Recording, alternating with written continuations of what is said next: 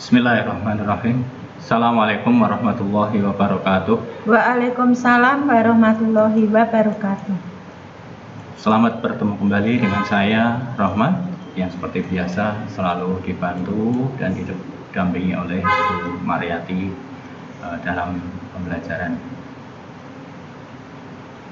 Anak-anak semuanya, bagaimana kabarmu hari ini? Tentu baik, bukan? Alhamdulillah kalau begitu. Anak-anak, saya dan Bu Mar di sini juga dalam keadaan baik, sehat, ya, tidak kurang suatu apa.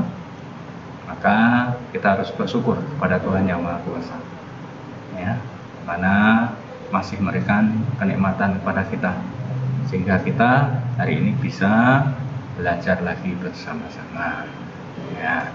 Nah, anak-anak, salah satu bentuk syukur kita yakni tentu dengan beribadah sesuai dengan agama dan kepercayaan kita masing-masing.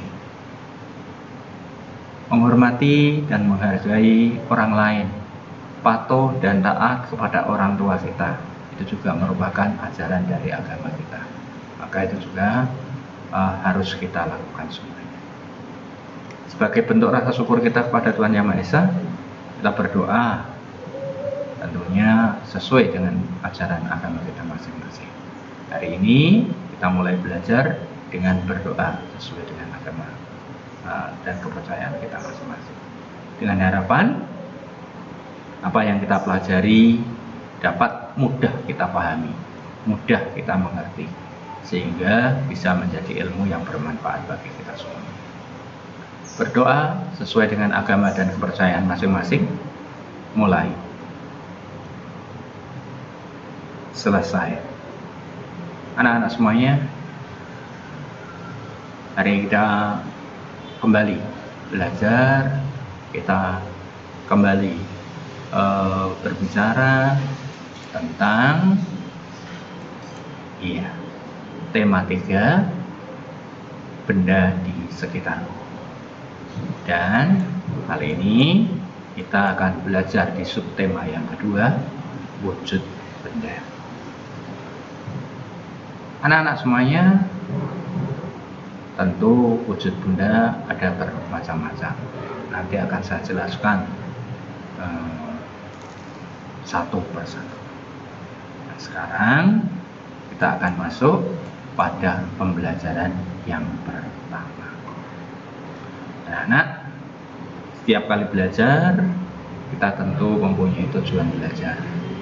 Nah, tujuan belajar yang hendak kita capai pada kesempatan hari ini adalah yang pertama, setelah pembelajaran anak-anak dapat mengidentifikasi informasi yang terkait dengan wujud benda dengan tepat. Yang kedua, mengelompokkan benda berdasarkan wujudnya dengan tepat. Yang ketiga, menuliskan pokok-pokok informasi yang berkaitan dengan wujud benda dengan kalimat efektif. Yang keempat, mengkonversi satuan kilometer ke meter atau sebaliknya. Yang kelima, mencontohkan masalah sehari-hari mengenai panjang dengan tepat. Yang kelima, memecahkan masalah sehari-hari mengenai panjang dengan tepat. Kemudian yang ketujuh, mengidentifikasi gerak kuat dan lemah kaki dengan tepat. Yang berikutnya, mempraktikkan dinamika gerakan kaki dengan tepat. Baik, anak-anak semuanya, supaya tujuan belajar kita hari ini bisa tercapai dengan baik, maka kita harus mengikuti pembelajaran dengan sebaik-baiknya. Tentu dengan semangat yang tinggi, karena dengan semangat kita pasti bisa. Nah, kita mulai anak-anak belajar kita pada kesempatan kali ini. Nah, kita mulai anak-anak belajar kita pada kesempatan kali ini. Wujud benda. Nah, wujud benda ini terbagi menjadi beberapa macam. Yang pertama, ada yang dinamakan benda padat. Benda padat itu apa? Nah, contohnya apa? Nah, kan gitu toh. Nah, benda padat itu benda yang tidak berubah bentuk walaupun dipindahkan tempat. Itu yang pertama. Yang kedua, dia tidak membutuhkan wadah. Nah, itu benda padat. Contohnya apa? Kompor.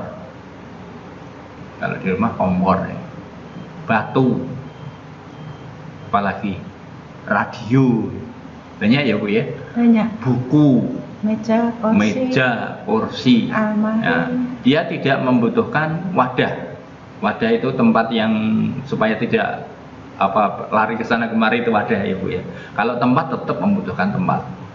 Ya. Kemudian tidak berubah bentuk ketika dipindahkan ke sana kemari, tidak berubah bentuk. Ini benda padat. Kemudian yang kedua, ada benda cair. Benda cair ini benda yang mempunyai sifat, salah satunya itu membutuhkan wadah. Dan ketika dipindah ke tempat yang lain, ke wadah yang lain, dia akan berubah bentuknya, akan mengikuti tempatnya. Kalau bentuknya tempat bulat, ya, dia akan menjadi bulat. Kalau bentuknya persegi, kotak begitu, dia juga akan menjadi kotak sesuai dengan wadahnya, sesuai dengan tempat. Contohnya apa? Contohnya adalah minyak goreng, air minummu, susu, ya, teh, sirup, apalagi ya, kecap, Fanta, Coca-Cola, ya, minyak tanah, oli, ya, itu semuanya benda cair. Kemudian yang berikutnya adalah gas. Gas ini mempunyai sifat tidak terlihat, tapi menempati ruang, juga mempunyai massa, mempunyai berat. Semua benda kan mempunyai massa. Jadi benda kan kemarin menempati ruang, kemudian mempunyai massa. Ini juga gas juga sama. Tapi ini gas ini biasanya tidak terlihat. Contohnya apa? Contohnya kalau di rumah ada LPG, itu ya, LPG, gas yang untuk masak mamah itu gas. Nah, contoh lain lagi apa? Ya sekarang hidungmu, kan sekarang kita sedang bernapas, tangannya ditaruh depan hidung. Nah, itu ada udara yang keluar masuk. Nah, itu udara itu termasuk gas. Nah, termasuk benda gas. Enggak ya? Itu juga gas. Jadi mempunyai sifat tidak kelihatan. Nah, anak-anak semuanya, sekarang kamu perhatikan ini di rumahnya Siti. Sekarang yuk kita lihat benda apa saja yang ada di sini. Yang benda padat mana? Ya. Saya melihat ada sendok. Ini sendok. Nah, ini sendok. Nah, iya, sendok itu merupakan benda padat. Kemudian ini tempat, ini berarti lemari ya Bu ya? Iya, lemari ya, dapur. Lemari dapur. Nah, adalah lemari. Ini juga benda padat. Yang benda padat mana lagi apa ya? Ada panci. Mana pancinya Bu? Itu yang di dinding tuh Pak. Ini. Ini panci. Kemudian ada kompor. Ini kompor. Penggoreng tuh Pak. Dan masih banyak lagi. Ini tempatnya nggak muat nanti Bu. Ya. Ada penggorengan, ada handuk, ada apa ini? Jendela, ada kaca ini, ada ini apa ya Bu ya? Ini juga ada daun. Penyaring. Penyaring apa itu? Ada apa ini? teko ya Bu ya? Iya, teko. Ada teko, ada baki, ada meja. Ini semuanya benda padat. Sangat banyak sekali. Nah, kemudian contoh yang benda cair apa? Ini sirup ya Bu ya? Minyak itu Pak. Oh minyak, tak kirain sirup. Minyak goreng. Oh ini kan baru mau membuat cincau. Oh iya. Wah sirup Oh, ini Bu. sirup. Ini sirup Wah. Sirup. Terus ini menggunakan air buat cincaunya. Air. Wah. Ini juga merebus air. Ini sedang menggoreng ini Bu. Berarti pakai minyak gorengnya dan sebagainya, masih banyak lagi. Nah sekarang gasnya. Ini ada uap air, ini juga merupakan uap air, benda gas Pak. Gas juga. Kompor gasnya pasti pakai gas juga, ya seperti itu. Ini anak-anak harus tahu, harus paham ini yang merupakan benda gas, ini merupakan benda cair, dan yang ini merupakan benda padat. Kita harus bisa mengelompokkan, ya jangan sampai keliru. Ya tentunya anak-anak harus paham dengan sifat-sifatnya. Tadi Pak Rahmat memberikan sekilas saja. Nah, benda padat itu pasti nggak butuh wadah. Nah, ini penggorengan ini cendal kan udah nggak apa-apa. Tapi kalau sirup ini butuh botolnya. Kalau nggak dimasukkan ke botol, ya dia kemana-mana, gitu. Terus sifat yang kedua, ini bentuknya yang padat itu tidak berubah bentuk. Taruh kemanapun tidak berubah bentuk. Tapi kalau benda cair, dia akan mengikuti tempatnya, mengikuti wadahnya. Wah ini disaring, jadinya kayak begini. Mengikuti bentuk baki ini. Ya. Nah kalau gas ini tidak terlihat biasanya, hanya bisa kita rasakan. Ya. Nah, baik anak-anak semuanya. Setelah anak-anak mengamati ini semua, sekarang jawablah pertanyaan ini. Yang pertama, benda dikelompokkan ke dalam 3 jenis wujud. Tuliskan ketiga wujud benda itu apa? Tadi sudah dijelaskan Pak Rahmat di depan. Tuliskan 2 contoh benda padat. Sini tulis. Gampang banget. Tuliskan 2 contoh benda cair, gampang banget. Tuliskan 2 contoh benda gas, tulis di sini juga gampang. Ya, ini silahkan anak-anak dikerjakan di bukumu masing-masing. Nah, anak-anak semuanya, anak-anak pernah melihat benda seperti ini? Ya, ini adalah motor. Siapa yang punya motor? Semua punya Pak. Mungkin banyak, tapi tidak semua punya Bu. Kalau di Pekunden tuh motor kadang-kadang nggak punya Bu. Punyanya mobil.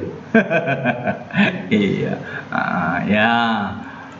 Ini pada hari Minggu Edo dibonceng ayahnya ke rumah nenek Edo. Ya. Edo dibonceng ayahnya dengan menggunakan motor ini. Nah, sekarang perhatikan Denah jarak ke rumah nenek Edo berikut. Nah, ini akan dilanjutin Bu Mariati. Silakan Bu Mar. Ya. Mari anak-anak kita simak ya. Di sini ada Denah rumah Edo. Rumah Edo, jarak rumah Edo ke rumah nenek itu ada 5 km 300 meter. Jarak ini dapat ditulis 5 km lebih 300 meter. Ya, itu jarak rumah Edo ke rumah nenek. Nah, yang bawahnya anak-anak kamu lihat. Dari rumah Edo ke kebun binatang, ya, dari rumah Edo ke kebun binatang itu jaraknya 1523 meter. Nah, sekarang kalau dibuat dengan menggunakan satuan kilometer dan meter, Karena jaraknya rumah Edo ke kebun binatang tadi 1523 meter. Sekarang kita jadikan kilometer dan meter. Jadi jaraknya ada berapa kilometer, ada berapa meter dari rumah Edo ke kebun binatang. Nah, anak-anak lihat ini. Di sini ada satuan panjang, yaitu dari kilometer sampai milimeter. Ya, perhatikan anak-anak. Kemarin sudah diterangkan Pak Rohmat bahwa satuan panjang ini kalau naik satu tangga berarti kali. Kalau naik satu tangga berarti naik atau bagi anak-anak? Oh, dibagi ya. Naik satu tangga itu dibagi 10. Turun satu tangga itu kali 10. Bu, lah kalau turunnya 2 tangga, ya 2 tangga ya 100. Bu, naiknya 2 tangga, ya dibagi 100 ya. Nah, sekarang anak-anak tadi dari rumah Edo ke kebun binatang 1523 meter. Ya, kita disuruh mencari berapa kilometer dan berapa meter. Kita uraikan dulu anak-anak. Ya, kita uraikan dulu. Yang tadi dari rumah Edo ke rumah nenek sudah tahu ya. 5 km ditambah 300 meter. Ya, 5 km jadikan meter dulu. Naiknya berapa tangga? Oh, dari meter ke kilometer. Ya, 5 kilo ke meter. Berarti turun berapa tangga? Kita hitung dari kilometer, hektometer, dekameter, meter. Turunnya berapa? 3. Berarti kalau 3 kali 1000 berarti 5 kali 1000 ada 5000 meter. Ditambah 300 meter. 300 meter jadikan meter. Tetap ya anak-anak. Nah, maka 5 km tadi ada 5000 meter ditambah 300 meter. Berarti jarak rumah Edo ke nenek ada 5300 meter. Yang kedua anak-anak, jarak yang harus ditempuh Edo dari rumah nenek ke kebun binatang itu ada 1523 meter. Berapa jarak rumah Edo ke kebun binatang dalam satuan kilometer dan meter? Ya, 1523 kita uraikan dulu. 1000 ditambah 523 meter. Ya, kita uraikan dulu. Terus yang 1000 meter itu dijadikan kilometer. Nah, dari meter ke kilometer. Tadi naik atau turun anak-anak? Dari meter ke kilometer. Ya. Ya, dari meter naik ke kilometer. Habis meter apa? Naik. Dekameter, hektometer, kilometer. Berarti naik 3 tangga. Kalau naik berarti dibagi berapa? 1000. Nah, sekarang 1000 dibagi 1000. Berapa hasilnya? 1 kilometer. Ya. Jadi yang 1000 meter jadikan kilometer ada 1 kilometer. Nah, sekarang yang 523 meter tetap karena meter jadi meter, tidak berubah.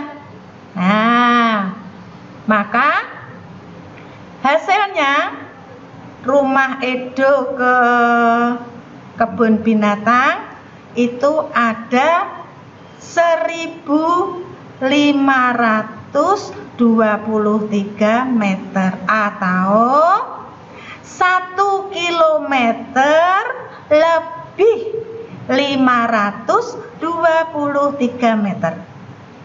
Paham anak-anak? Paham? Ya. Lanjut.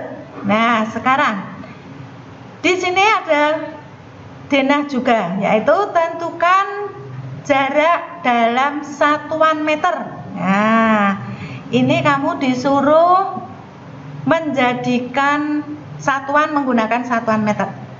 Nah, yang pertama, rumah Siti ke sekolah. Nah, mana rumah Siti? Rumah Siti ke sekolah. Ya, jaraknya berapa itu? 5 km lebih 100 meter. Nah, itu anak-anak dikerjakan di buku tugasmu di buku kotak. Ya, dengan melihat denah itu, nanti kamu tinggal memasukkan di situ. Rumah Siti ke sekolah. Kamu lihat berapa kilometer, berapa meter. Ya, terus sama dengan berapa meter. Berarti dijadikan satuannya meter. Paham anak-anak? Paham ya? Ya, itu ada tugas nomor 1, 2, 3, 4. Nanti dikerjakan di buku kotak kecil. Lanjut anak-anak. Nah, di sini ada alat ukur. Ya. Alat ukur ada bermacam-macam, baik jenis maupun kegunaannya. Altimeter adalah alat yang digunakan untuk mengukur ketinggian suatu titik dari permukaan laut. Ya, biasanya alat ini digunakan untuk mengukur tinggi pesawat saat terbang dari permukaan laut. Juga bisa digunakan untuk mengukur tinggi gunung dan hal-hal yang lain berhubungan dengan ketinggian.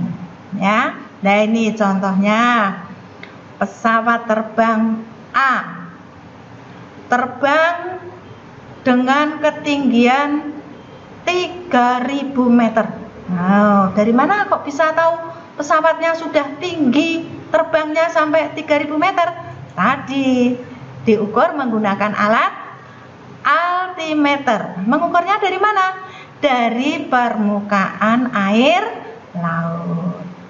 Pesawat yang B lebih tinggi lagi. Oh iya, sudah mencapai ketinggian 4.325 meter. Loh, kok bisa tahu ya Bu? Pesawatnya sudah tinggi. Nah, karena diukur dengan menggunakan alat altimeter. Mengukurnya dari mana? Dari permukaan air laut. Paham anak-anak? Ya. Sekarang berdasarkan gambar di atas ada pertanyaan anak-anak, ya. Nomor 1. Berapa ketinggian pesawat A dalam satuan kilometer? Nah, jadi tadi kan 3.000 meter ya anak-anak, pesawat A ya. Ada berapa kilometer? Nah, tadi sudah diterangkan Bu Guru. Meter naik menjadi kilo. Naiknya berapa tangga? Dekameter, hektometer, kilometer. Berapa tangga? Oh, 3. Kalau 3 berarti dibagi berapa? Paham? Oh ya. Yang kedua, berapa ketinggian pesawat B dalam satuan kilometer? Nah, anak-anak bisa menghitungnya juga. Ya, tadi diuraikan dulu. 4.000 ditambah 325, terus baru dijadikan kilometer. Berapa perbedaan ketinggian pesawat B dibanding pesawat A? Nah, pesawat B karena lebih tinggi dibanding pesawat A, maka berapa perbedaan ketinggiannya? Nah, dengan cara diapakan anak-anak? Dikurangi, pinter. Bisa mengurangi ya? Oh, bisa. Ya, menggunakan susun pendek. Ya. Kiranya dari Bu Mar itu saja, anak-anak. Nah, anak-anak semuanya, itu tadi penjelasan dari Bu Mar yang sangat luar biasa. Nah, anak-anak sekarang ternyata anak-anak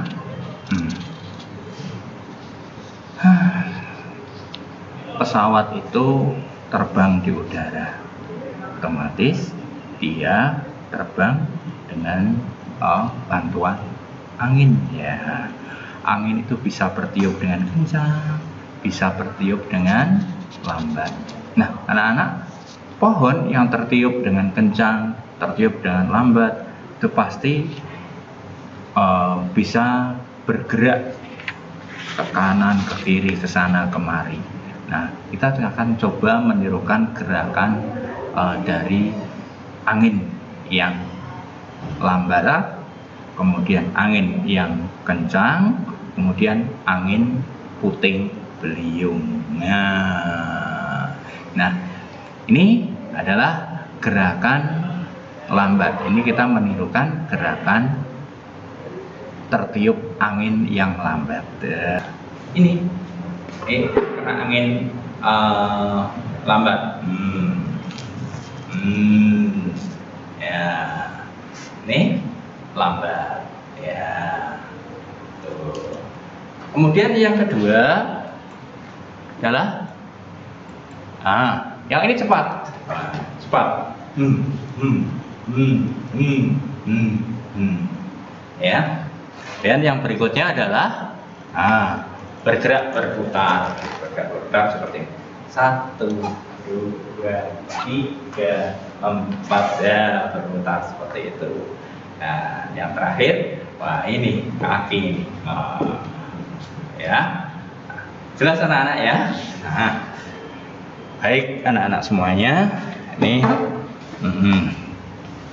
anak-anakku semuanya sudah jelas ya. Ini yang terakhir ya, gerakan kaki ya. Tapi tadi kelihatan nggak kakinya? Banyak jauh ya Bu ya.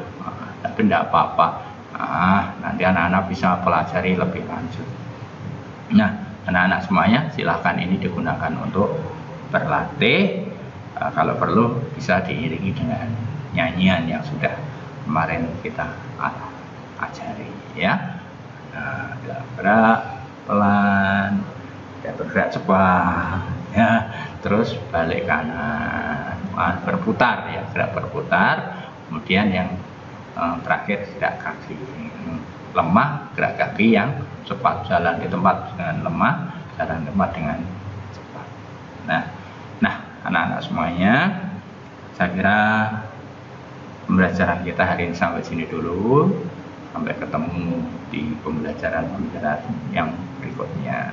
Yuk kita refleksikan dulu apa yang sudah kita pelajari pada kesempatan hari ini. Bagaimana perasaan mengikuti kegiatan hari ini? Menyenangkan kan? Yang kedua, apakah kamu menemukan kesulitan? Apakah kamu masih belum paham? Kemudian apa yang paling kamu sukai dalam kegiatan hari ini? Sebutkan apa yang termasuk benda padat, benda gas maupun benda cair. Nah, anak-anak semuanya, tak lupa kita akhiri pelajaran hari ini dengan berdoa sesuai dengan agama dan kepercayaan masing-masing.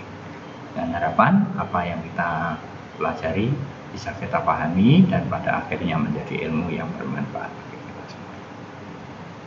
Berdoa sesuai dengan agama dan kepercayaan masing-masing. Mulai. Selesai. Terima kasih. kami sampaikan pada anak-anak semuanya, karena mau mengikuti pembelajaran hari ini dengan penuh semangat. Dan dengan penuh semangat pasti bisa. Nah, anak-anak semuanya, yang terakhir kali, kalau anak-anak suka dengan videonya silahkan di like. Kemudian jangan lupa di share kepada teman, pada saudara kita, pada grup-grup sosial media. Barangkali di sana ada yang sama dengan kalian, berada di kelas 3, sehingga bisa ikut belajar bersama-sama. Yang terakhir, bagi yang tombol subscribe-nya masih merah, silahkan dipencet tombol subscribe-nya. Sekian dari Pak Rahmat dan Bu Mariati. Sampai ketemu. Assalamualaikum warahmatullahi wabarakatuh. Waalaikumsalam warahmatullahi wabarakatuh.